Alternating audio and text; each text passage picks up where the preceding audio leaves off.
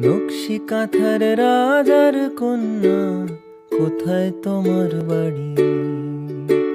যেথায় ছাদের রোদের আসমান, মেঘের ভাড়া গাড়ি।